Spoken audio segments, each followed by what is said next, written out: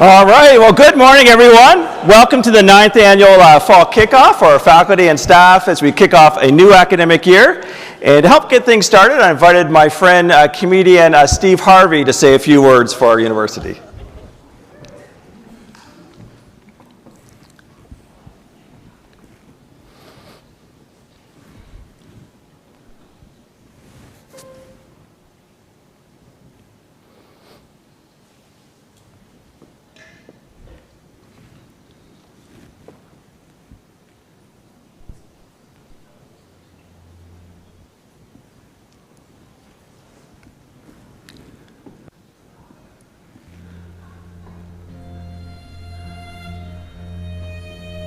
Now, oak trees have acorns that fall off of them. Do you know what's in that acorn? It's an oak tree. You being an acorn has the potential to be the oak tree.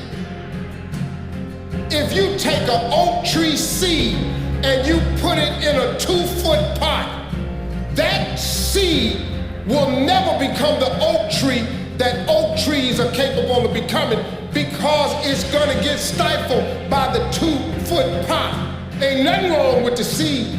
Seed just fell prey to the environment. Don't you allow your environment to dictate the oak tree that you become. All right. Well, let me first of all thank Sergio in our communications and marketing department who put that together, again, with some help with our friend Steve Harvey. But, you know, Steve Harvey's not the only celebrity that we're going to be hearing from today. And I want to introduce you another celebrity. This person is from Augusta, has 2 degrees from our university, also recently received a special trophy from the Chancellor. And so I would ask you to please join me in welcoming our president, Dr. Brooks Keel.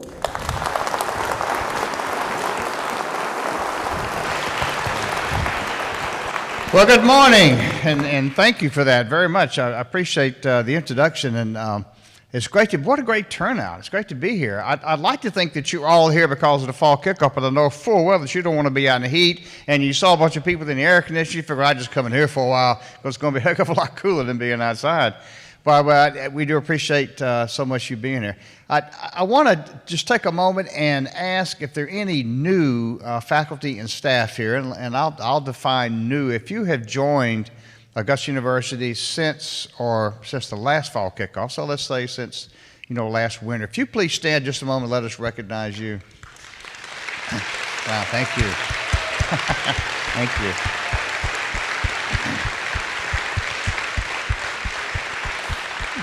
Thank you so much. Thank you so much for being here. Now, if you're an old faculty, I'm not going to ask you to stand because if you're like Zach Kelleher, you probably can't stand right now. So,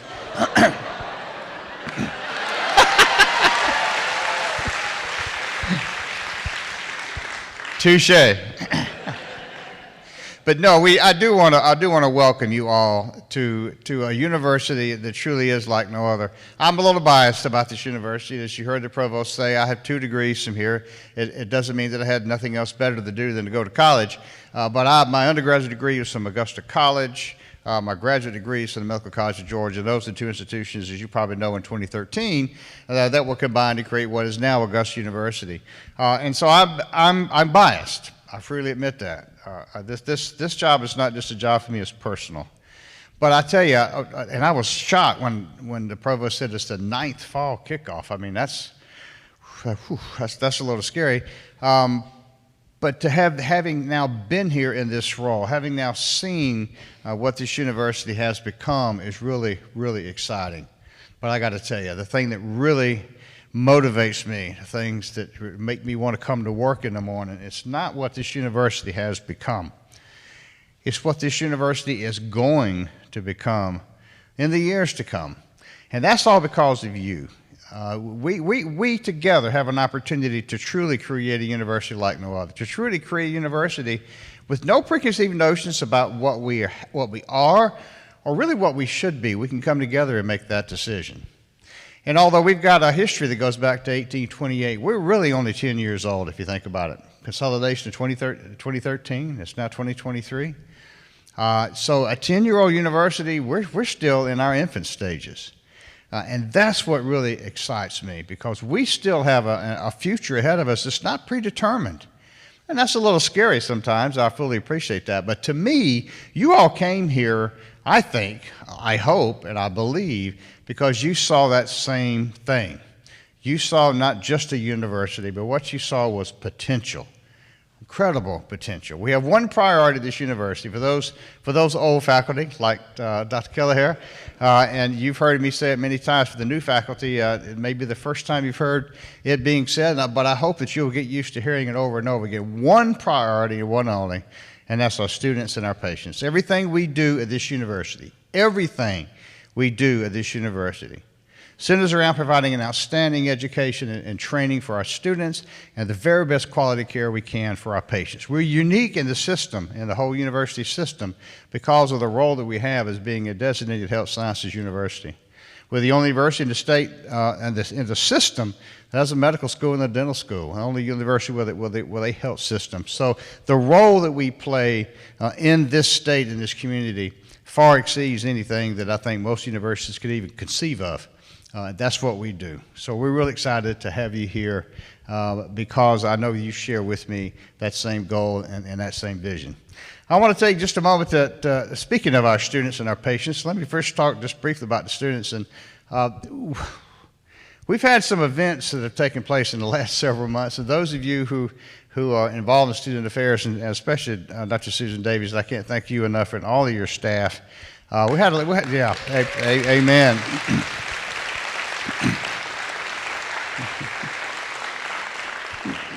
We had a minor leak in one of our dorms, and I mean a minor if you happen to be Noah, I guess, when you start talking about water. And we have had to place our incoming freshmen into 4 hotels and 3 apartment complexes across the community because our dorm is now basically under renovation and we can't have students in. Now think about that as a freshman. You're excited to come to school. I can't wait to get in my dorm. What? I got to go to Holiday Inn Express? Are you kidding me? Well, this entire campus has come together, and I mean that sincerely, to not only address this issue, but to try to help us find places for these students to go. And I want to thank every single one of you that have been involved in that process, because that's, again, is really what this university is about. It's about our priority. It's about coming together to support our students. We're going to have a record increase in enrollment, as you will hear, and I'm going to steal the Provost's thunder for just a minute, a record enrollment this fall. I'm holding our folks to it. Of about 10,500 students. We speak about the 9th fall kickoff, we have had an increase in enrollment of 25% since 2015, when I first started here, 25%. We're only one of 8 universities this past fall, and the whole system had an increase in enrollment at all. Only one of 5 in the previous fall semester. And yes, I did receive a trophy. It wasn't for me, it was for all of you. It was because we were, of the research universities, we had the highest summer enrollment of any of the 4 research universities in the state. And that speaks volumes about what everybody else sees about this university. Potential. They come here because of potential, and that potential is driven by you. So I want to thank all of you who have been involved in that catastrophe, and will continue to be involved with that. And for those of you who are new and not really haven't had a chance to, come join us for Operation Move In this Saturday as we try to help these young people get settled in a temporary space until we can get our dorms built. In terms of our patients, for those of you who have any relationship with the health system or going to, then you know that we're very, very close to signing a partnership with WellStar. That deal will be consummated September the 1st, and that is really creating a whole new chapter for our health system, our hospital, and our clinics in terms of doing what we say we do best, and that is treating our patients with the highest quality care we possibly can. So there's a lot of change coming on, but it's a lot of exciting change. And I can't thank you all enough for choosing to be here. You weren't forced to come work here. Our students weren't forced to come here, unless it was one of their parents. And they probably forced them to come here because they know what a great university it is. You came here because you had a choice, and we appreciate that very much. So thank you for being here. Thank you. If you have any issues at all, first off, let me say, So if you're excited about this and you got some really great things to say, please tell me and the provost. There's a whole bunch of deans sitting right up here in front here. If you got any complaints, this is where you bring them. Okay, they'll listen to you. They'll take it to the provost and me. We'll probably forget about it and move on. So thank y'all very much for what you do in terms of being leaders of this university. So thank you very much. Look forward to a great semester, and go Jags!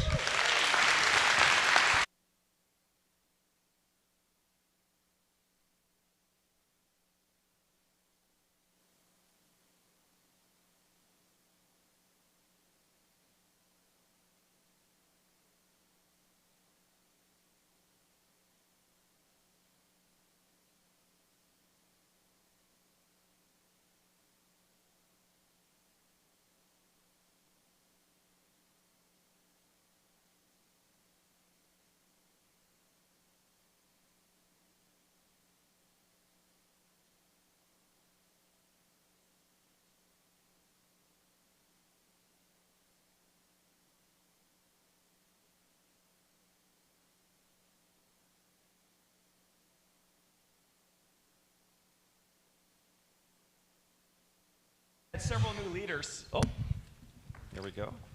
Mimi's just turning it on. Maybe it helps. There we go. All right. All right.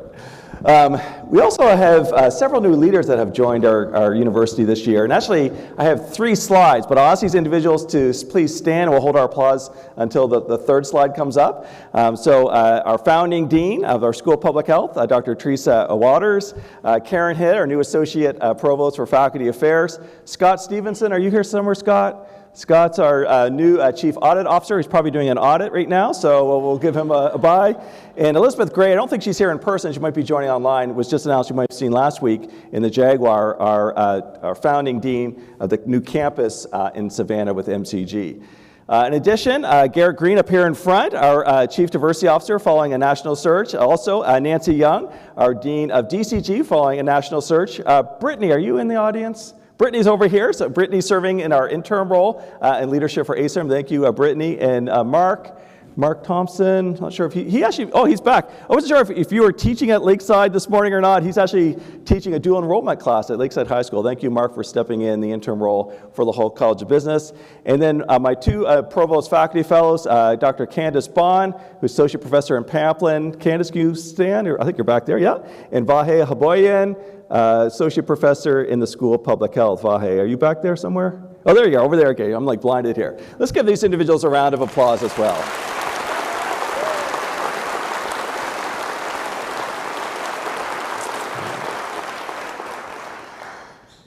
All right, so going back to Steve Harvey, you know, if you think of what he said was interesting, and I don't know if this was symbolic or not, but this morning I got here around 7:15, parked my car in the back, stepped outside, and an acorn fell off that tree, like right in front. It didn't hit me, but it hit the concrete, and so I had to pick it up. But I think this is, of those of you here that were last year, this was a theme I discussed of just kind of a lot of the foundational things in place that we've been working on as a leadership team. And I think we're starting to see the fruit of that.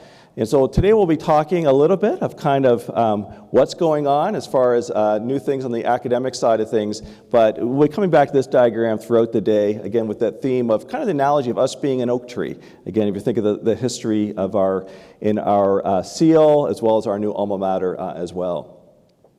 But if you think of the core of us, I just want to remind us of this, kind of our core mission, vision, and values. It's always good to come back to this at this event. In our mission, I'll read this. Our mission is to provide leadership and excellence in teaching, discovery, clinical care, and service as a student-centered, comprehensive research university and academic health center with a wide range of programs from learning assistance through to postdoctoral studies. Our vision, so our goal of where we want to be, and I think you'll see some of the stats I'm going to share in a few moments, we're definitely on our way to achieving this. Our vision is to be a top-tier university. Just stop there. It's not just a good university, an adequate university, it's top-tier. Top-tier university that is a destination of choice for education, healthcare, discovery, creativity, and innovation. And lastly, our values, of course, most people, I think our new faculty who are at our orientation, our conference 2 days last week, they probably have this memorized: collegiality, compassion, excellence, inclusivity, integrity, and leadership. And you know what I really like, this really has infused our entire university. We have our new faculty senate chair here today. I'll recognize her in a little bit. But just last week during the faculty senate onboarding, she brought up our values and talked through that with our new faculty senator. So this is something that's not just leadership, it's infused throughout our whole organization. And thank you, Tiana, for doing that. All right, so if you think of our new strategic plan, of course, these are the other three things I think we all have memorized by now, our three aspirational imperatives. The first, 16,000 students by 2030, commonly known as 16 by 30. And of course, this predates the current plan. This is really President Keel's kind of vision for us a few years ago. And I'll be giving you a status report. How close are we to achieving this aspirational imperative? We have twin aspirational imperatives around research. The first is to be a top 60 medical school in NIH funding. Last year we ranked 74th, so I'll be providing an update on that. And also moving from R2 to R1 status, the top status for research universities. And then the third aspirational imperative around community engagement, right? We have the name Augusta University. So how are we interacting with our community? How are they interacting with us? How are we helping to shape and make this a better community, a better place in which to live? All right, so let's get started then, kind of talking about kind of how these foundational things impact our oak tree, our fruit.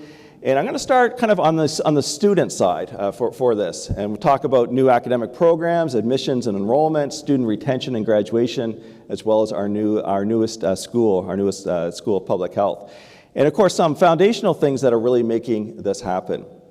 So I'm going to start actually with enrollment and admissions. And I just wanted to ask the audience a question. And so in the last 3 years, we have seen an increase in the number of admissions, so students that want to join us here at AU.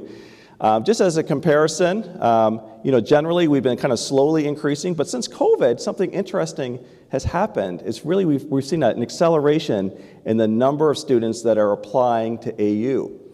And so any guesses, how many folks in the audience think that we've increased over the past 3 years by at least 10% in the number of applications to AU? And everyone's looking at Susan Davies to see if she has her hand up or not. That's okay. Susan, you can't play this game. Okay, sorry.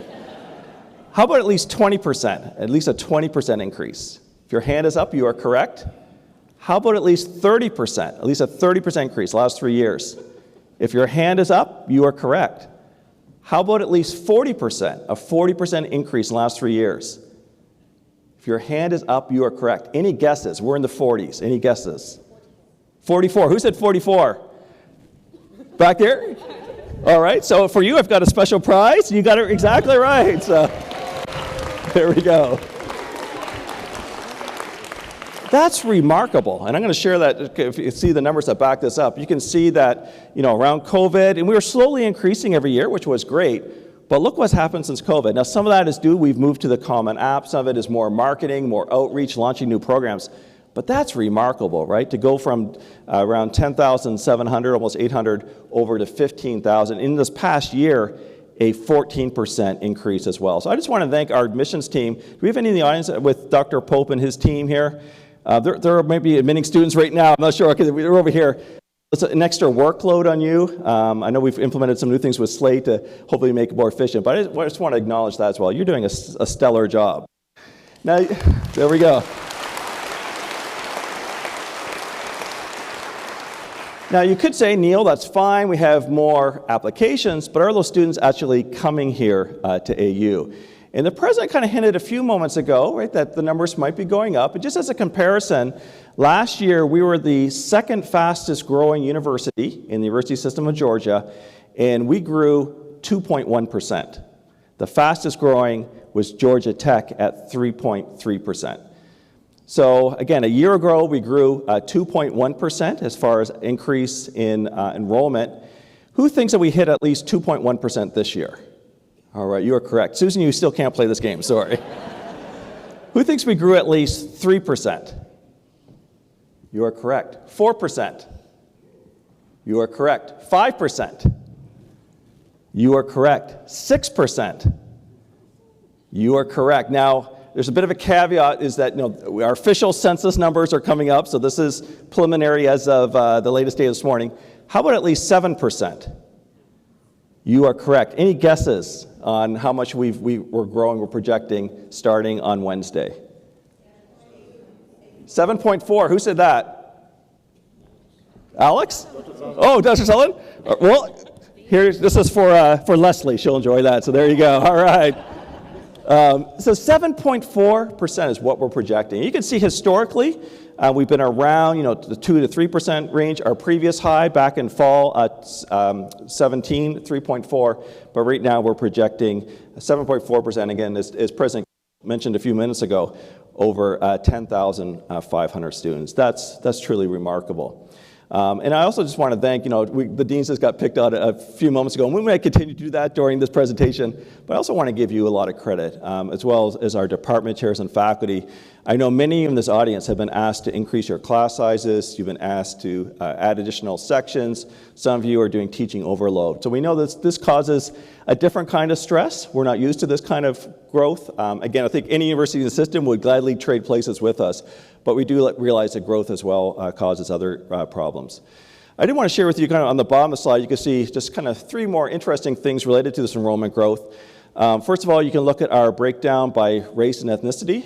It's very possible that next year here, giving this presentation, I'll be sharing that we'll be a minority-majority university with our student body. Females, ladies in the house, you rule this place. So you can see 65% of our students now are female. And the other change that's been more subtle, incremental, is the decline in the percent of our students from the CRSA. It's now dropped to 45%. Now, certainly we still have a mission, of course, to educate our own students here in our community, but I think this speaks to our expanding reputation, right? That more students are hearing about us and choosing to apply and enroll here.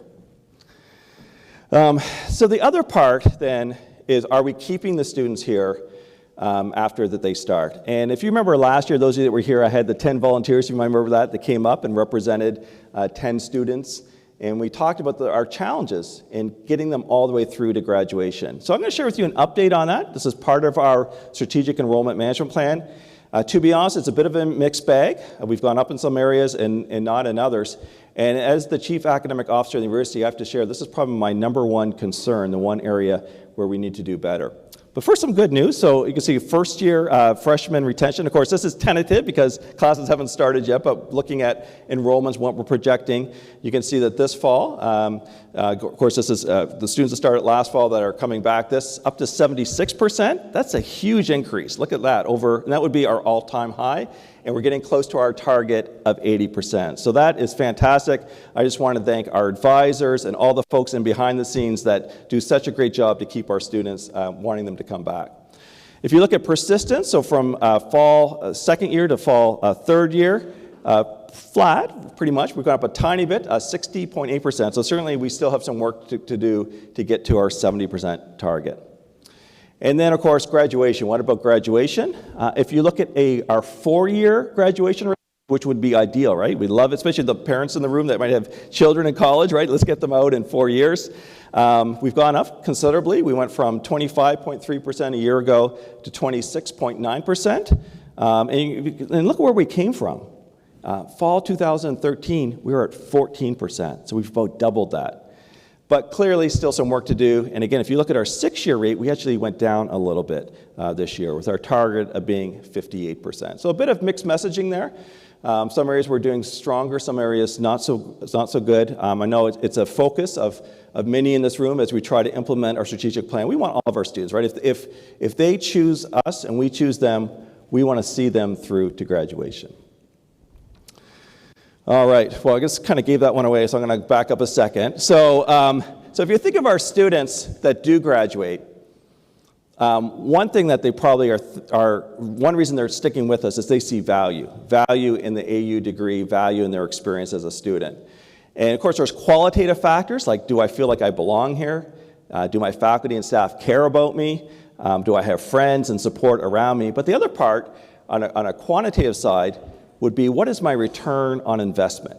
So if I'm giving 4 years of my life, I'm spending money on tuition and fees and housing, not making money in the real world. What's my return on investment? So a month ago, a organization in the country called bestcolleges.com looked at what are the top universities in the country for return on investment. Now, there's over 4,000 universities in this country. So who thinks we made the top 1,000? Top 1,000. Okay, you are correct. Top 500? Top 100? Top 50?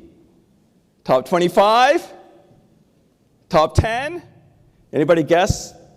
3. Who said 5? All right. Mr. Osborne over here, you get a stuffy? 5.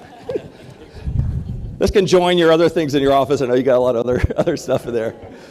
Exactly, 5. I mean, this is truly remarkable if you think of this. And look at some of the institutions on this. Georgia Tech, of course, a sister organization, a very fine institution, number 1. Stanford, we beat Stanford. We don't get to say that very often. Look who's not on the list. UGA. And there's others like Harvard and Yale. So to me, this really speaks again. And really, what went into this ranking were 3 factors. 1, they did look at the net cost of education. Secondly, they looked at what would the expected earnings be if someone graduated with a specific degree, so the job market. And then thirdly, looked at the amount of time it would take to pay back student loans and other things. So again, 3 things that are important. Doesn't matter if you're a parent or you're a student. Again, a fantastic list for us to make. We also have, as part of our strategic enrollment management plan, a lot of partners. And these are actually just 4 new partnerships that launched this past academic year. The first one I suspect most of the audience haven't heard of yet because that's, I wouldn't say it's been shrouded in secrecy, but we're really in the process of implementing this, OTHOT. And I gotta tell you, the nerd inside me gets excited about OTHOT. What is it? It's essentially working with a data analytics company to create a predictive model that can predict whether a student is going to be successful before they even know it or not. So looking at different, for example, their high school GPA and just how well they're doing and courses they've taken and putting that together. And so we're starting to use this technology with OTHOT. They're using our own data, so they're not just like pulling things nationally and applying. They're actually looking at our own data. And they're putting students in deciles. So for example, the students in the lowest decile, the lowest 10%, at highest risk for not graduating, what this allows us to do is do tailored interventions for them. So we can reach out to these students before they start to fail, right? Before they consider dropping out and do targeted interventions. Very excited that we're putting a lot of work into that this next academic year. The second one, JAGS for JAGS. This is a partnership with a national company called the Mentor Collective, this best practice around mentoring. We actually just launched this in May, just at the end of last academic year. And I think of my daughter who's at a different university in the state who's in a sorority. Yesterday they had their bid day, right? And so she became a big, and so she gets a little sister in that. And yesterday my daughter walked her around that university campus and said, this is where your class is going to be. This is where you're going to be. These are like things to avoid. This is where you should get coffee. This is the best spot to study in the library. That's what this is. But not through a sorority or fraternity, it's through the university. And so we have upperclassmen that are signed up for this, and that they'll be guiding and helping our freshmen really to navigate the complex landscape. Augusta Advantage, President Keel signed this agreement with President Jermaine Worrell of Augusta Technical College last year. What this does, it creates more pathways for the students at ATC after their first 2 years to come into different degree pathways at our university. And so we're really excited about that. Also involves putting a staff member at ATC to do counseling and advising to help them prepare for that transition. And lastly, Pounce. And I spoke to this a few minutes ago when I was kidding about Dr. Thompson teaching at Lakeside High School. We actually have faculty teaching in all 5 high schools in Columbia County this semester in dual enrollment. So in the past, what we've done, we've really had high school students come here to AU, right? And we've taught them in dual enrollment. Of course, we're still going to do that. But this really brings the university to them. Students that may not have a car or be able to travel to university. Students who couldn't fit that into maybe athletics and other after-school activities. So this really facilitates that. And the high school principals have been great partners. I just want to thank Dean Wilson, and I don't think he's here today, but Vishal Arora, who's my Provost faculty fellow last year, really helped us working with Dr. Susan Davies and others. So we're really excited about this, and we hope to expand this to Richmond County next year as well. So, all right, so another thing I mentioned is AU Online. Now, AU Online is launched course this fall with our first 3 programs. And when we were planning for this fall, working with Dean Mark Austin, and Mark, you're sitting up there, you're not in the Dean's Row down here, but that's okay. Okay, you're up there, all right, that's good. When we were projecting this, initially we were projecting an enrollment of 60 students across those 3 programs in AU Online, which would have been great. Any guesses on where we are? Who thinks we've reached 60? Okay, 80, 100, 120, 140, 160. Any guesses on where we are as of today? Who said 169 over here? Heather, did you say that? I think you did. I know she likes Jaguars, so there you go. Oh, sorry. So clearly I'm not going to make it on the men's baseball team. Sorry about that. So 169 is where we are as of today. So very, very exciting. And I also just want to thank as well the 3 deans that have really took the risk kind of as the guinea pigs. So Dean Wilson as far as the College of Education Human Development, Dean Waters, School of Public Health, and then Dean Schwartzman, School of Computer and Cyber Sciences.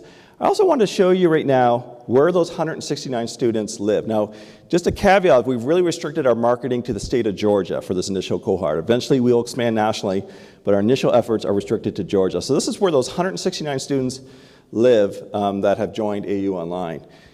And you can see, we really are touching pretty much all of Georgia, right? Look at that, almost all the way up to Tennessee, down to Florida, along the coast. Of course, a lot in Atlanta as well, but this is really expanding our reach and impact across the entire state. And really, again, our goal is to be, of course, student-centered, but also as faculty, equipped you with the tools that you need as well, to have really a faculty concierge level service. And at this time also, as part of AU Online, we're launching a special training for faculty. It's actually a digital badge that you can receive to show that you've certified. And I also wanted to recognize right now our first 12 faculty that have just completed that. So if you're one of those 12 faculty in the room, can you please stand to be recognized as our inaugural AU Online? So I see Dr. Ballas over here. Anyone else in the room, please stand to be recognized.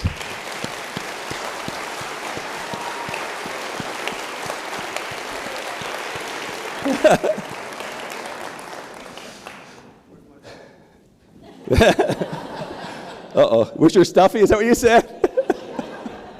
You got a digital badge, which is better than a stuffy.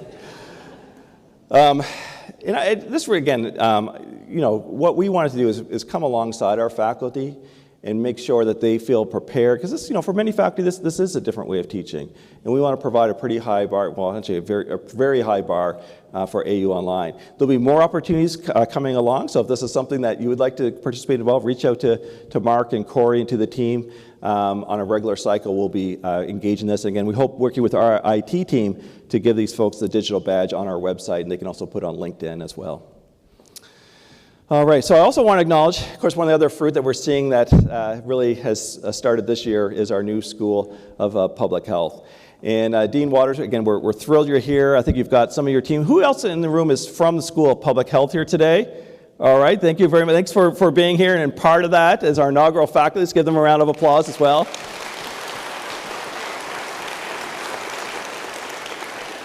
And these are the 9 degree programs and certificates that has transferred over to our new School of Public Health. I also, and this is pretty remarkable. Again, we're picking on our deans a little bit here today because this is an academic kickoff. But I have to say, I'm incredibly proud of our deans and how they work together in forming this new school. Because what we did, in case some of you may realize, we actually took faculty and existing programs out of existing colleges and moved them over. And so if I think of Dean Pretlow, you were impacted by that. Dean Wilson, you were impacted by that. Dean Hess, I'm not sure if he's here today, was impacted. He's in the back there as well as IPPH, led by Aaron Johnson, and forming that. And they were just fantastic team players in that process. even though it adversely impacts. So I just want to give you a shout out as well, and just want to thank you for that. And I think you really bought into the bigger picture. This will make our university thrive. And again, as the state's only academic health center, it was a pretty big omission not to have a school of public health. So we're really thrilled about this. And again, Dean Waters, under your leadership, we know this will rise and become a national ranked school. This fall as well, we have 3 new programs that we have the first students ever in the history of our university attending here, participating in these programs. The first is a bachelor's in biomedical systems engineering. That's in Dean Schwartzman School. This was modeled after a program at the University of Toronto, but to our knowledge is the first of its kind in the country, and really could only be possible because of the partnerships with MCG as well. And so I'm really excited about this new degree program. Secondly, a Bachelor of Science in Neuroscience under Dean Sutherland School at the College of Science and Mathematics. This will be a nice pipeline to future researchers. Also fits in really nice into our TRIBA research initiative that we'll talk about in a few moments as well. And then lastly, a Bachelor of Arts in Sports Management, again under Dean Wilson's leadership. We might know a thing or two in this city about sports management, right? And so I think for us, there's a lot of potential partnership opportunities with this degree as well. So again, students starting for the first time in 2 days in all 3 of these degrees. There's also a fourth program that we're currently working on that next year we should have our first students. That would be a Bachelor of Science in Data Science. Again, led by Dean Schwartzman with a big role of the College of Science and Mathematics as well. And so next fall, hope to welcome the first students in that degree program. All right, so let's talk now, switch gears a little bit about research funding and research facilities. And again, in our strategic plan, there's a lot of content around our research.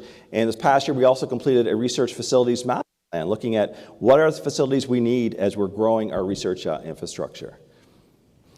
And part of this is related to our 2 first research clusters funded by President Kiel. The first, TRIBA, around brain inflammation, conditions like dementia and Alzheimer's. We know there's an inflammatory component. And really, with 6 different colleges participating in this, recruiting researchers that can cut across disciplines and colleges and work together. Our first 7 faculty have been recruited. Our target is 15 to 20. And those faculty, many of them actually brought funding with them right from day number 1.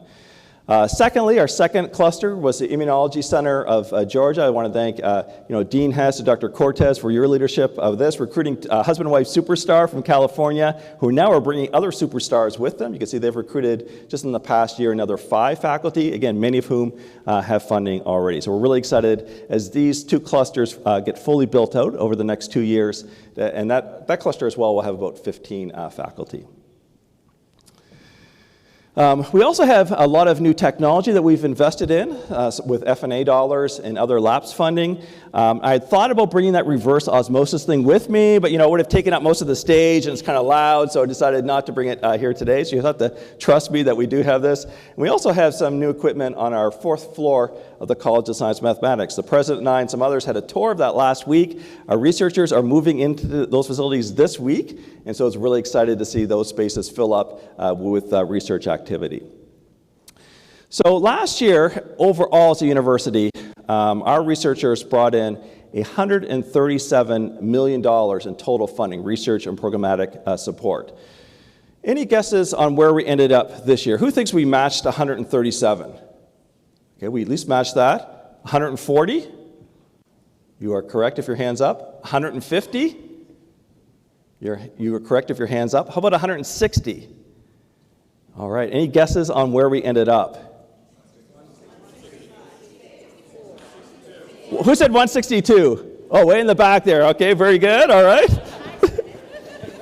Oh, did you say it too? Yes. All right, well, here we go. We can do a double. That's all right.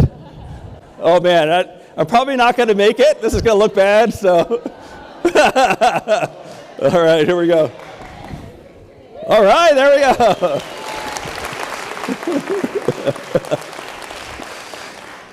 Yeah, so technically 161.9, but I give it to both of you, which is truly remarkable. Now, you could say, Neil, that's great, but look at that. In fiscal year 20, we had a 159. Fiscal year 21, 181.6. Somebody remember what happened those 2 years? COVID, right? And we received a lot, we actually received tens of millions of dollars from the federal government. A lot of it was really pass-through dollars to help students.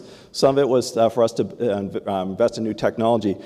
So those were very abnormal years. So if you take out the two really COVID years with the CARES Act funding and other funding, we set a new record this year with total overall funding up 17% from a year ago. You can also see, if you just look at our core research, also up from 101 to 109. Indirect cost recovery, which we also call F&A, we set a new record as a university this year, almost 24 million. Again, that's the funds that allows us, for example, to purchase the equipment I just showed you. And then NIH as well. You can see we had a slight decrease last year.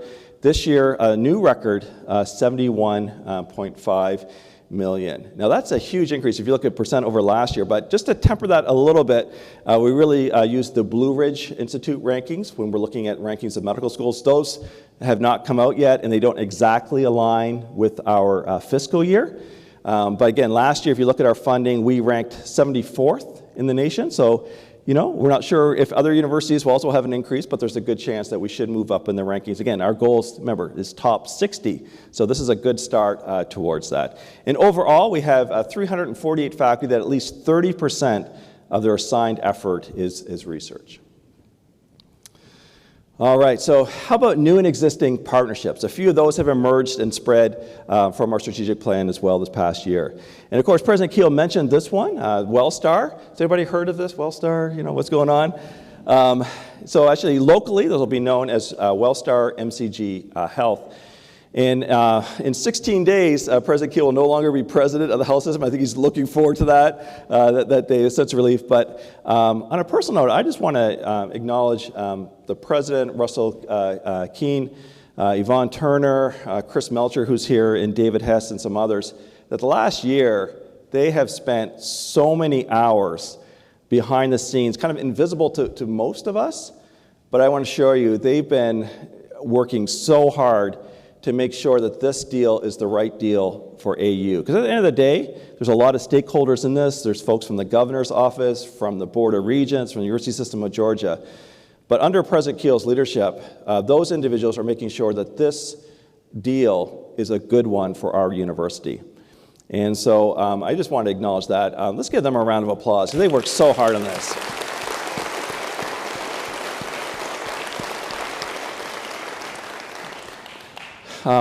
This one, of course, I mentioned a little bit, I gave this a little bit away a little earlier when I said Elizabeth Gray is our founding dean of our new campus, but this is a new campus that will be opening next year. So right now we have approximately 204 medical students in each class that are based here in Augusta.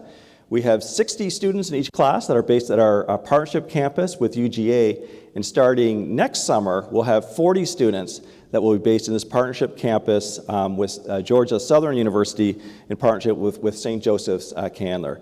And of course, if you look at this map, some of you have seen this from Dean Hess before, of course we have students on clinical rotations really across the entire state. And I think the cool part with the WellStar partnership is this will increase those number of opportunities for our students and also residents to do more rotations and such with WellStar. We also signed an agreement in May with Savannah River National Lab.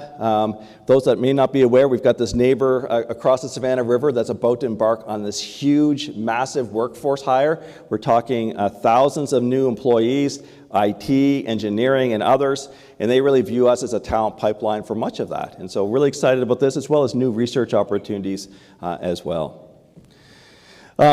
A little bit broader, we also have two international partnerships which have been growing. The first one with a university in Israel, Ben Gurion University. We kind of gave it a little tree in this because it's really just starting. So in May, we had a virtual conference with faculty from their university and ours, primarily our School of Computer and Cyber Sciences, looking together on how we could work together. So for example, could we do a joint PhD or have their faculty serve on our PhD committees and vice versa? Ben Gurion University is one of the world leaders in cybersecurity, but they're also a comprehensive university, so they're strong in healthcare and other areas that our university is strong in as well. So consensus, faculty right now are applying for inaugural pilot grants to work across the university, so we're excited about that as well. And then a bigger tree, because it's been going on now for 2 years, is Converge, our partnership with two universities in Scotland on rural health, University of Aberdeen and Robert Gordon University. And earlier this year, leadership from University of Aberdeen came here. This fall, later on, leadership from Robert Gordon University will be coming here. And we actually had to call a special meeting last week because there's so much collaboration going on, we kind of lost track of it, which is really exciting to see. And so it kind of started me with a small little collaboration. There's now many, many faculty that either have gone to Scotland or doing things with students. It's really exciting to see this collaboration take off as well. So how about community? We talked about 16 by 30. We talked about research. What about our third aspirational imperative? And I know Tina's over here, and of course she would throw things at me if I didn't include this. But this really is, in all seriousness, something that's core to our new strategic plan. Now this one, I have to admit, was a little hard for me to prepare just as part of this because there's so much going on. Where do I even start? Every single college has some sort of community engagement going on, which is exactly what we want. So I just wanted to choose just a couple just to share with you that are fairly unique. And the first one you can see on there is a partnership with the College of Education and Human Development with the Lucy Craft Laney Museum of Black History, where they've kind of helped produce a really cool comic book about the amazing history of this lady. So we actually have some copies of this comic book and posters that if you want to grab on the way out, or maybe if you have some children that are interested in this. These are for adults too, I got to say. But how cool is that, to create some excitement among the youth in Augusta about this trailblazing figure in our history. So again, just one example, something that's unique. You usually wouldn't think of a university being involved in developing comic books, but hey, it's pretty cool and already having an impact. And then on the health side, of course, MCG brings high school students in for a camp. And we also have the Costa Layman Health Fair, which connects many students from across different health disciplines, impacting our migrant farm workers in the state. It has a huge impact, something that's been going on. And our university is a key partner in that. That event really could not happen if it weren't for our students and faculty. So again, just some examples of ways that we're truly impacting our community. So I thought I would wrap up before we do our closing segment with faculty and staff. And I really, to be honest, probably should have started here because this really is the key to it. We're nothing without you. And I just wanted to share with you just some updates on where we are with our faculty and staff. And the first one is that we are actually up to 1,899 faculty, full and part-time at this university. As you can see, an increase over time. This past year, 4 faculty were awarded tenure, 61 awarded promotion, and 9 awarded promotion and tenure. If you're one of those, please stand to be recognized. If you're a faculty who received tenure or promotion.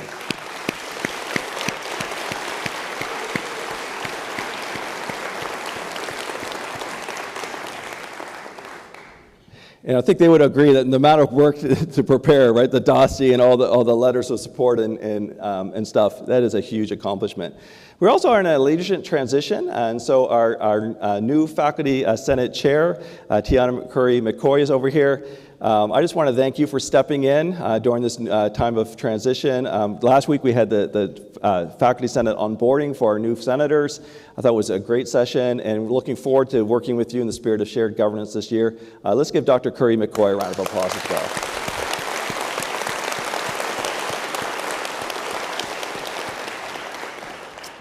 Now, if you saw the student numbers, remember those earlier, where we looked at, we're soon going to be a majority-minority student body. And then if you look at our faculty numbers, there's a bit of a disconnect there. And so this helps fill that gap and create a new bridge is the Faculty Inclusive Excellence Initiative. It's not just about race. It's certainly, we've let departments define this very broadly as far as what underrepresented means to them. But I just want to give Dr. Garrett Green in the Office of Diversity and Inclusion a shout out. This was the first year we launched this. We had 8 visiting scholars here, both short and long term. The goal ultimately was not to recruit them here, but having said that was kind of a secret, unwritten goal. I'm not sure if Latria Graham is here. I don't think she's here, but I know she was at the new faculty orientation last week.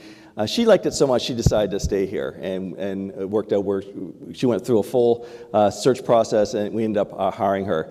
I mean, how fantastic is that, where you have a visiting professor comes in and likes it so much here that they envision themselves staying here permanently. And so excited about the outreach of this in the future. Hopefully we'll have many future Latrias in this auditorium because of this initiative. And then, of course, our staff. Is Angel here today? Angel Lovett? don't know if she could make it or not. She is our new chair of our staff council. Of course, these are the people behind the scenes often that really, just the difference between a good and a bad day, right? For many of us is your professional staff behind you. And of course, we've also gone up, now we're up to almost 4,500 professional staff. And we also have a lot of student workers. About 9% of all of our students actually also work at our university. These are the numbers from last year. Of course, we don't have them for this year yet, but another 860 student workers as well. So again, our professional staff, we thank you for all that you do, especially with the Oak Hall crisis. I think a lot of you have really stepped it up as well, and I appreciate the extra hours you put in related to that. So kind of just in closing then, before we kind of move on to our final segment, again, going back to the analogy of the oak seed in oak trees, you know, you can kind of think if you envision universities as oak trees, you could really have two kinds. You could have oak trees that are decaying, that are rotting, that are maybe not thriving because the environment's not right. And unfortunately, across the country, many universities, especially many public universities, are like that. As President Keel shared, last year, 19 out of 26 universities in the university system of Georgia had a decline in enrollment. So those universities are laying off faculty and staff. On the other hand, you've got universities, again using the oak tree analogy, that are growing and thriving. And I think as I've shared with you today, we're not perfect. We still have a lot of work to do, especially around retention of our students. But it's clear that overall, we're thriving.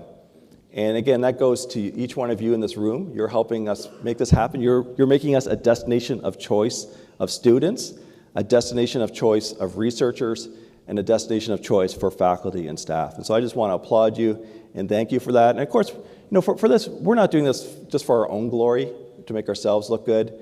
The idea is that we have a greater impact. And I think, again, each one of us has a very noble cause in life. We're changing lives every day with the students. The students that are arriving here, those freshmen, they're going to leave different people from when they came. So again, I just want to thank you. Again, we've got a lot of oak trees and acorns around campus. And every time you see one, just think of the impact that we're having as a university. So with that, I'm going to call up my good friend and colleague, Rayshawn Ricks. I'm going to just hide for a minute, and I will be back. And with that, let's hear it for Rayshawn Ricks, all right?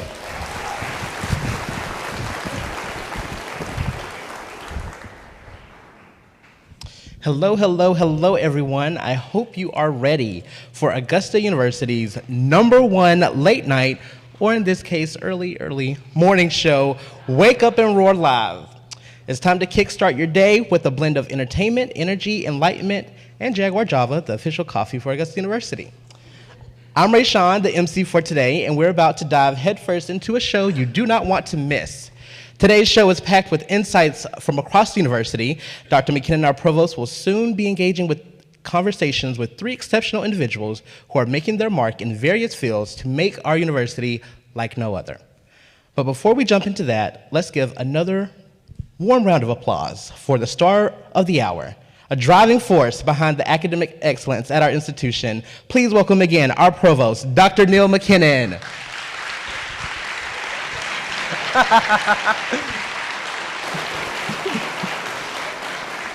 I don't know if they missed me or not, but it's nice to be back anyway. Welcome back. Thank you.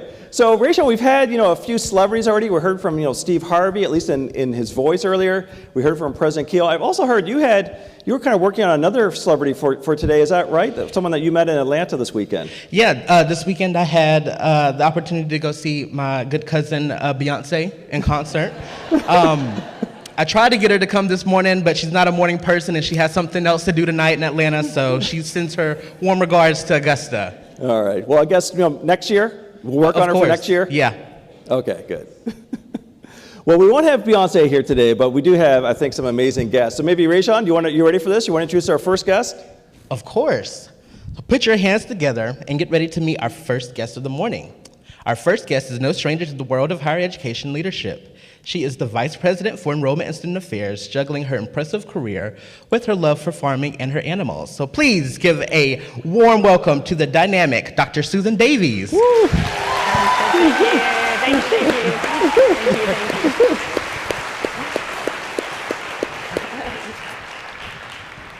All right, Dr. Susan. MacKinnon. Hello. So good to be with you. Have a Great to be seat. with you. Thank you. All right. Now, am I going to get some of that Jaguar Java? What's in your cup? Well, we'll have to talk afterwards.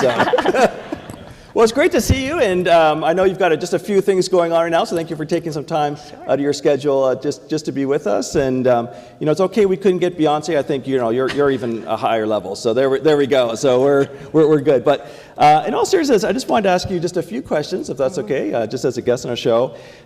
We shared, of course, a few moments ago about our own enrollment, but you're really one of our enrollment gurus on campus with you and your team, and a national leader.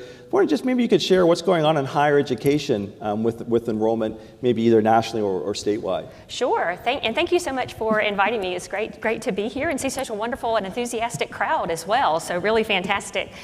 Nationally, let's talk about graduate enrollment first. So graduate enrollment nationally has gone down 1.2% from fall 21 to fall 22 across the country. And there are some programs, though, that have seen a consistent increase in graduate enrollment. And fortunately, we have many of those programs here at Augusta University. So you can see that our enrollment has grown, as Dr. MacKinnon showed you earlier. And within the state, from fall 21 to fall 22, two of the four research universities in the state actually went down in graduate enrollment, the University of Georgia and Georgia State. But Georgia Tech and Augusta University both went up in graduate enrollment. So again, I think it's our collection of programs combined with our stellar College of Education and Human Development that is really growing our enrollment in graduate education. On the undergraduate side, the big deals right now nationally and also in our state are test optional, as well as the changing demographics of the students who are graduating from high school and how those numbers are going down. We will see fewer students graduating from high school in the next several years, and more of those students are really going to want to be test optional. They don't really want to take the SAT and ACT anymore, and they're not going to do it. Who would? So those are some of the biggest changes that we're seeing. And the test optional, of course, has an impact on community college enrollment, because if students can be test optional, enroll at a four-year university, why would they go to a community college for some of them? And so therefore, our transfer enrollment may be impacted by that. Great, okay. Well, hey, again, we appreciate your insights, and of course, it's working, whatever we're doing. I mean, just to be up when nationally things are down and across the state, so just want to thank you for that. Now, you and I, there's something I mentioned that, folks may not have totally made the most excitement, but I mentioned, the strategic enrollment management plan. Very exciting. Yeah, well, I was going to say, you and I are probably two of the few in the world that get excited about that. So I was wondering if you could talk maybe a little bit more about that document and kind of how we're using it, looking at student retention, enrollment, things like that. Well, if everybody hasn't read the Strategic Enrollment Management Plan yet, they're really missing out. I mean, it is a fantastic document, very compelling read. And it tracks how we are going to reach our goal of 16,000 students by 2030. When President Kiel gave us that aspirational goal several years ago, I wasn't so sure about him. But now I see that we are going to meet that aspirational goal because our Strategic Enrollment Management Plan outlines how we're going to do it. And I think we are on track to meet the goal that we had set for ourselves this year. So really, reaching this enrollment is not just luck. Yeah. It's about strategy, and we've had a lot of strategy behind that. Everything from determining the academic programs that will yield enrollment growth, which our deans have been working with institutional effectiveness on that, to the data analytics that you discussed earlier, to all of the work we're doing with retention and retaining our students. So it takes everyone to make this happen, and I have immense gratitude for our faculty and staff who've allowed this to happen for us. We've definitely made Augusta University a destination of choice. That's fantastic. And I think what folks may not realize is that you, Mickey Williford, and I also have a meeting once a year with the University System of Georgia, where we're asked kind of hard questions about, why we aren't meeting maybe certain enrollment targets with programs. So we're not off easy on any way. We're certainly held accountable as well. Well, President Kiel, mentioned kind of the situation around Oak Hall. And I know, again, your team certainly with housing has borne a lot of the brunt of as far as reassigning rooms, working with other leaders around the university for, whether it's bus transportation or laundry service. I mean, there's so many implications. I was just wondering today, maybe how could the faculty and staff, either that are here or listening, how could they be a part as far as encouraging and supporting our students who are displaced this semester? Well, when we first heard about Oak Hall not opening, I mean, we were all heartbroken because this is not what we wanted for our new first-year students, and we know that this was an abrupt transition for them. But I am optimistic that we are going to be able to provide an excellent experience for them, an experience that really allows them to enjoy their first year, get to their classes on time, and be excellent students. But I will say that what we need from everyone is for us to really let that light shine behind our value of compassion and grace. So please just give those students grace. There are 10 RAs who are living with the students in the 7 different properties. We have worked hard to make sure everything will run well in terms of transportation, but you know, things are going to happen. Many of these students are living downtown and they have to cross a train track to get to class on time. Everybody knows about the trains in Augusta, right? So students may be late for class, and that's not going to be their fault. So I'm just asking for the faculty members and our staff members just to show grace, show compassion to these students, and also, you know, think about creative ways that we can go to them. We've tried to group all of the students by major if we can.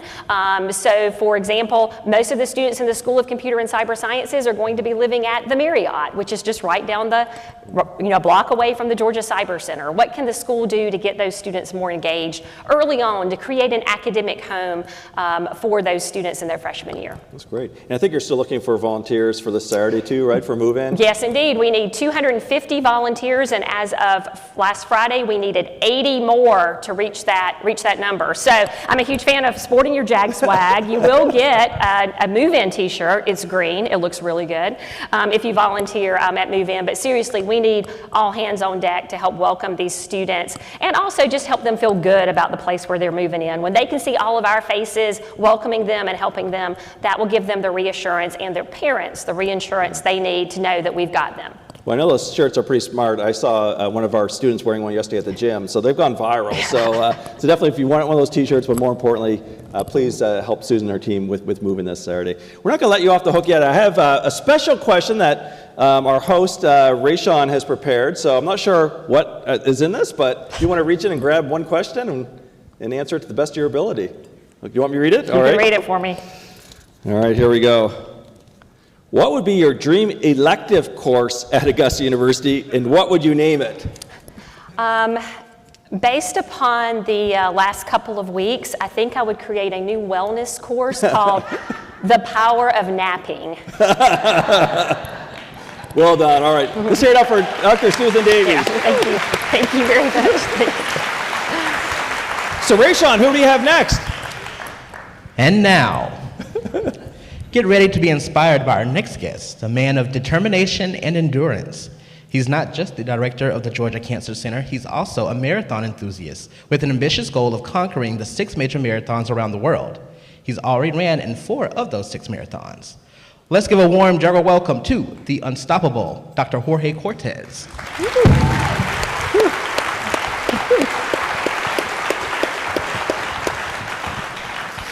Hello, welcome. Thank you for having me. Thank you. Good to see you. All right, have a seat. Thank you. I gotta say, Dr. Cortez, I'm surprised you're not holding a cup of coffee. I remember a few months ago you shared with me at an event how many cups of coffee you drink a day. Are you willing to share that with the audience today? When I'm trying to cut down, 8. In a medical school, how many was it? When I'm doing rounds like today, 15 to 20 maybe. So 15 to 20, There we go. This is not coffee in here. You can't have it. No, there's more outside, I think. Well, thank you for coming on the show. And of course, as you know, our second aspirational imperative for universities is around research. And of course, a big part of that is the research going on at the Georgia Cancer Center. So I wonder if you could just share a little bit about maybe the scale or scope or just some of the research activities going on at the Georgia Cancer Center. Yeah, we have fantastic research at the Georgia Cancer Center. That's one of the things that attracted me here when I was looking into this position. Just the variety of research around cancer that we have. Some of them housed in the Cancer Center and some around campus. I've discovered some fantastic collaborators in many of our different colleges and departments. But we have two main laboratory research-based programs. One is cancer immunology. That's really a very hot topic in cancer research. There's a lot of advances there, therapeutics that have come based on that. But we have some of the pioneers based on cancer immunology at the Cancer Center. Dr. Munn and Dr. Johnson have developed some really novel, discovered some novel ways of the cancer evading the immune system, and they develop now therapies that attack that. And we have Yukai Hei developing these new cellular therapies against liver cancer. You mentioned one of our new recruits, the leader of the immunology program, Dr. Lynn Hedrick, who's done some outstanding job also leading that program. And then we have a program for molecular oncology and biomarkers. We have some of the leaders in this field looking at chaperones, developing biomarkers, Dr. Chadley, Dr. Mivechi, doing great work in those areas. And then we have a very good group of population sciences, which is another field that we're trying to develop more and bring more into that field of research. You talk about the importance of reaching out to the community, and that's one way that we're doing it. And then, of course, we have fantastic clinical research. We're growing our portfolio of clinical research so we can offer the best for our patients in the clinic. Great. Well, I know you're an active researcher yourself. You also provide patient care. I know, I almost felt bad. Dr. Cortez was providing patient care this morning and took a break to come join us today. So I hope no patients were harmed because of that, but just thank you for stepping out. I think they're better off when I'm out. Oh, okay. Well, I know, as folks know, one thing that sets a lot of cancer centers apart nationally is NCI, National Cancer Institute designation. I know it's something that you're working on. Maybe just an update on why should we care and kind of where we are in the process. Yeah, that's a big goal, and that's really the main reason that I'm here. I want to get us to get the NCI designation. One important thing to know is, well, the NCI designation means it's a big grant. It's called the Cancer Center Support Grant, CCSG, and it's a recognition of the great research that you do for the patients, the community outreach, the clinical trials, and just when you can demonstrate that you put all of these things together, the NCI gives that recognition. One thing that's a bit of a chip in our shoulder is the fact that of the 10 largest states by population in the country, Georgia is the only one that has only one NCI designated cancer center, Emory. The Winship Cancer Center, it's an NCI designated cancer center, but that's it. Every other of the top 10 states has 2 or more NCI designated cancer centers. We have all the elements. We are a little bit on the small side. We need to grow, but just looking at our investigators, you mentioned in so many areas where AU punches above its weight. We do the same in the cancer center. The amount of grants per individual that we bring is higher than many of these newly developed NCI designated cancer centers.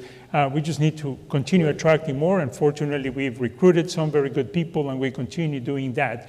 But I think that's going to, and very importantly, that's going to help our community. We're going to be able to bring more research, more education, more clinical trials, all of these things to the community. Well, and who knows, maybe the WellStar partnership will expand our ability for larger clinical trials as well. I think that'll help us, definitely. That's great. Yes. Well, hey, Dr. Cortez, I can't let you leave without talking about Paceline, a small little event coming up in October, where, of course, one of your biggest fundraisers, the proceeds go back to support the Georgia Cancer Institute.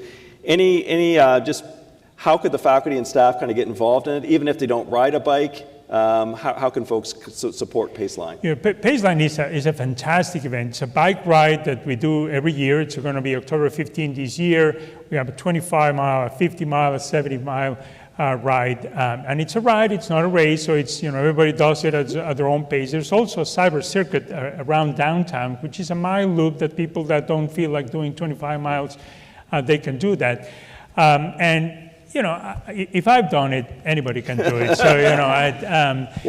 but is there a prize though for first place? Because my money's on either Dean Warren or Dean Austin, because they're pretty hardcore cyclists. Again, it's not a prize, but what it is it's a fundraising event where every dollar that we raised through Paceline comes back to support the research at the Cancer Center. This started in 2019, and so far we have raised more than $1 million that have come back to support the clinical research, the research in different areas in the Georgia Cancer Center. We just recently, last week, had the award distribution from last year, $400,000. Fantastic programs in research in the laboratory, community outreach programs, some for our postdoctoral fellows, and so some great research. I think everybody can participate, and very importantly, it's more than just a fundraising, it's a community event. We want to show people that Augusta is together, raising awareness about cancer. Very importantly, physical activity is an important element of prevention of cancer. So we also want to promote that as a health activity. So it's really a full event that we want to promote. So I invite everybody to sign up. There's a table outside. Oh, there happens to be a table. What a coincidence. I don't know how it happened, but hey, it's there. So I think that now I see a bunch of writers here. I really invite everybody to participate. That's great. Well, hey, we can't let you leave without drawing a secret question. Let's see. All right, you want me to read it there? All right. Okay. Why is the Georgia Cancer Center the best cancer center? No, that's right. All right. Oh, this is President Keel, I hope you're listening to this one. You've been appointed Augusta University president for a day. What is your first order of business? All right. Is Dr. Keel still here? Yeah, he's still there. He's actually looking at you right now.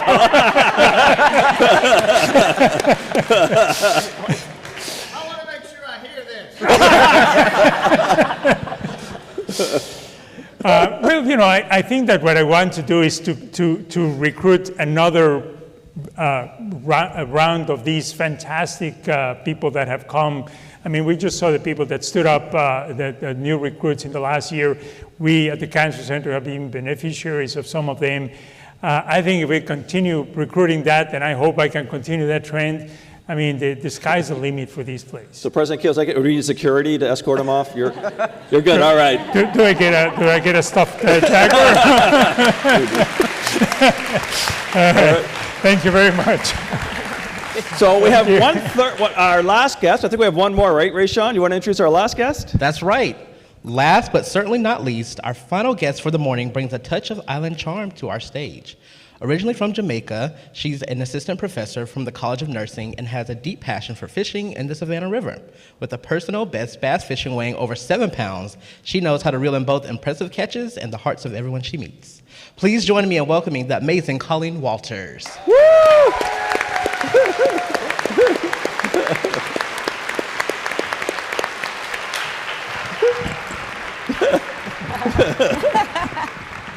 That's the first test. Can you get on the stage? I know, I'm not fall. All right. Welcome, Thank you. Nice to meet you on stage. Yeah. All right. Well, this doesn't really feel like the Caribbean up here, unfortunately, but hopefully you'll feel at home. And again, it's great to have you as our final guest. Kind of a historic moment, our first 3 guests ever on the show. So as you know, our third aspirational imperative as a university is around community engagement. And one reason we wanted to have you as a guest on the show, Colleen, was your engagement, where you've done a lot locally. Maybe just sharing a little bit, because you're busy as a faculty member too. So wondering how your community engagement kind of fits with your time and the other things you do as a faculty member. Thank you. The College of Nursing, I believe, does an excellent job at community engagement. And we have courses that are aligned to several signature projects that we've had for several years. So at some point in our curriculum, our students at the undergrad or the graduate level and our faculty have the opportunity to engage in these projects for credit, for scholarship opportunities. So I think because of that, I'm able to tick several boxes with the community engagement that I've been a part of. We also have this strong support from our leaders to take our scholarships and help and our practice to where we can engage the community and bring our learners along. So again, we have, ticking several boxes. So I know community engagement can be daunting, because there are a lot of moving parts to meet the community's needs and to meet our learners' needs and for our own development. For example, I've engaged in several, like you have said, several activities, and one is with my practice at family medicine, we have a partnership with Augusta Locally Grown, and we have our patients who are in a food desert. Sometimes I feel like the campus is a food desert. Well, yeah. But we facilitate an intense lifestyle medicine program, and so we're meeting our patients' needs, and we also bring students along. I have undergraduate students who are engaging with our patients, taking vital signs. I have graduate students along with the residents who are doing joint quality improvement projects and helping to evaluate the impact that the intense lifestyle medicine program is having. So that's an example of some of the things I do with the collaboration of the College of Nursing, my practice. Again, ticking all those boxes. That's with fantastic. just one project. Well, no, that's really inspiring, and also the fact you can juggle that within your other duties as a faculty member. Now, I also know, Colleen, you teach in the BSN program, you teach in the nurse practitioner program. So I was wondering, how does your community engagement how do you bring that into the classroom, or how does it make you a better educator as well? So community engagement, like I said before, has a lot of pieces, and we're all educators here, and you have a didactic class, you have some control, you have a lab, you have some control. Community engagement is quite different. So skills of leadership, communication, flexibility, humility. I have Doctor of Nursing practice students who are across the state of Georgia. They're engaged in their own community for their projects, and there are topics that I'm not an expert in, right? And I'm their team lead. At any given point, I have about 10 to 20 students engaging with them with their DNP projects. So it really takes, for me, it has expanded me as an educator and has helped me to grow in many areas. And role modeling with my students, because they're starting their DNP, they're leading, they're implementing these projects in the community, they're engaging with at a leadership level with the community leaders, and it can be daunting for them. And so I remember one student got engaged with the project, and then just some miscommunication, and the student felt like the community leaders were just, not understanding. So we had a meeting together, and we clearly communicated what the value the student brought to the problem that the community leaders had presented to us. And it was just remarkable how we got them all on board. This particular student actually presented at the Graduate Research Day and won a prize for their project, and then graduated, and just profound impact, I'm sure, on them and the community as a result. Well, I like what you said. I mean, the linkage between community engagement and research, we probably usually don't think about that, and clearly, like you said, you've been able to cross that bridge between community engagement in the classroom too. Right. So that's really exciting. Well, I've got one more question before I have you do the bowl question, and that is, when we think of community engagement, often we're thinking locally, but also as we spoke earlier, it's also international. And you've been one of our faculty that's been very engaged in the Scotland Rural Health Initiative. Maybe just tell us a little bit about your involvement in that. Well, thank you. Yes, so I was so excited when the Converge started, and to have leadership at the institutional level that supported international community engagement. My Master's of Nursing Education looked at high impact learning and looked at transformative learning and critical reflection and what modalities facilitate this. And it was actually community engagement and international, at the time the language was service learning. This is almost a decade ago, if you can believe that.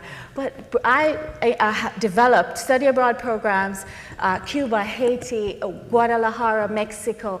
And so seeing the opportunity that you presented and becoming one of the recipients, I'm now working with Robert Gordon University. And the reciprocity piece is big, right? To make sure we're not going there for our learners, but also giving them the opportunity to come to us. So Debbie Wilson, lead faculty in the university at Robert Gordon, and so she came to us, she engaged with my students. We created learning modules together where right now we have a pilot that's collecting data on the learning that took place. Debbie's preparing her students, her graduate nursing students, to come to us, and I'm preparing, hopefully 2024 in June, to take our nurse practitioner students there and and we're organizing the community engagement piece. I mean, we'll be going into Peterhead, this rural community that needs support for their nurses, and there's a local opportunity also in the city of Aberdeen. So yeah, I'm excited about that. So thank you. Well, no, just thank you for just seizing the opportunity, and clearly, who's going to benefit the most are the students And the patients. and the patients as well, ultimately, right? So, very good. I knew you would say this as a nurse, so that's good. Dr. But Keel. here we're not going to let you off the hook here. I don't think you're going to have a question about being a president for a day, but there might be something else in there. Let me read it. All right. Don't let it be anything. Here we go. Wow, this is interesting. Rayshawn, you came up with some great questions this year. If Augusta were a flavor of ice cream, what do you think it would taste like? So honestly, being from Jamaica, I love rum and raisin. and I've lived in Georgia for almost 22 years. So like peach ice cream. But now that I've gotten to know the Augusta area for the past 5 years, it's pimento cheese, I think. Oh. Right? So it would be like a triple flavor, pimento cheese, peach, with a swirl of rum and raisin. Right? Well, I was worried you were going to say haggis ice cream, with the Scotland thing, so probably... I didn't try haggis, when I was there. Sheep innards is not a good flavor. I've never tried it. Yeah. So Rayshawn, I think, is going to close us out. You've got some words to close us out today, right? Yeah. Yes, let's give another round of applause for our guests. Thank you for your time this morning, and as a small token of our appreciation, Dr. MacKinnon has something for you. All right, very good. Thank you. Can we open it? You might make people jealous, though. You don't want to get mobbed on the way out. Dr. MacKinnon, how does it feel to not be in the hot seat this time? It's been different, yeah. It's been fun. I'm putting others in the hot seat instead. I like it. Yeah. Well, that concludes our first episode of Wake Up and Roar. Thank you all for coming this morning. Be on the lookout for In the Wild, our university's podcast. Our episodes start back next week, so if you want to hear more of me and hear more from the lovely folks that make our university like no other, stay tuned for that. But thank you all for coming. Woo!